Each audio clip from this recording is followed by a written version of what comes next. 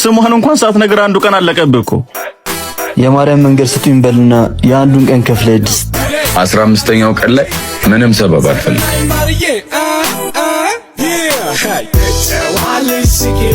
አውች የማሉ እንዴ? ኧረ በጭራሽ። ደግሞ ቤት ድረስ ምን ልሰራ መጣ?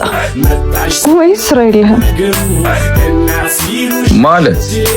ስራ ሰፈር ውስጥ ቁጭ ብሎ መዋል ነው እያልሽ ነው? ያየሁትን የጠየኩ። ለነገሩ ስትታይም ስራ ያላት መስሎ። የሰፈሩ አዛዥ ነኝ፣ እሱ ነው ስራዬ። መልካም ስራ። ምንድን ነው? ለምን በዚሁ አጋጣሚ እንተዋወቅ? ነገሩን አጋጣሚ ለማድረግ አትሞክር።